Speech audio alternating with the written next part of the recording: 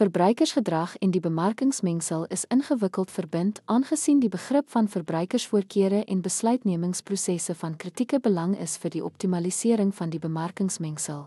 Die bemarkingsmengsel wat produk, prys, plek en promosie 4P's insluit, word aangepas om die behoeftes en voorkeure van teikenverbruikers aan te spreek.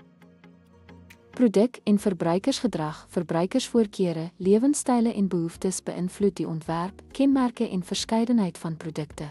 Gesondheidsbewuste verbruikers dryf byvoorbeeld die vraag na organiese en volhoubare produkte.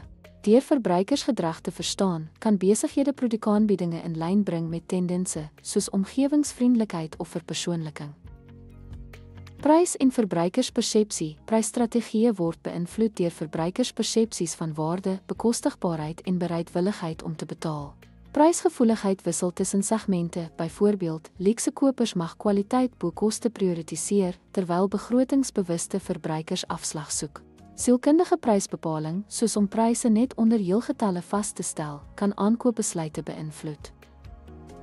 Plek en verbruikerstoegang, verspreidingsstrategieë hang af van verbruikers se inkopiegewoontes, soos voorkeure vir aanlyn inkopies of ervarings in die winkel. Gerief speel 'n sleutelrol in verbruikersgedrag. Produkte moet beskikbaar wees waar en wanneer verbruikers dit nodig het. Geografiese en demografiese insigte lei besluite oor kleinhandeligings en aanlyn platforms.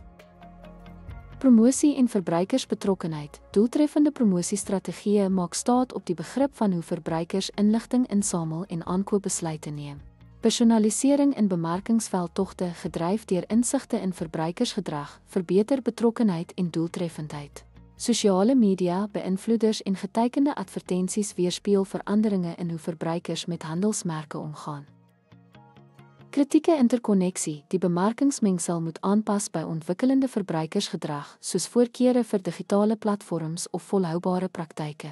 Oormatige afhanklikheid van tradisionele bemarkingskanale sonder om verbruikersverskywings te verstaan, kan lei tot gemiste geleenthede of ondoeltreffende veldtogte.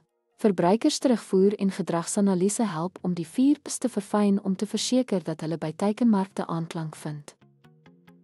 Verbruikersgedrag en die bemarkingsmengsel is ingewikkeld verbind aangesien die begrip van verbruikersvoorkeure en besluitnemingsprosesse van kritieke belang is vir die optimalisering van die bemarkingsmengsel.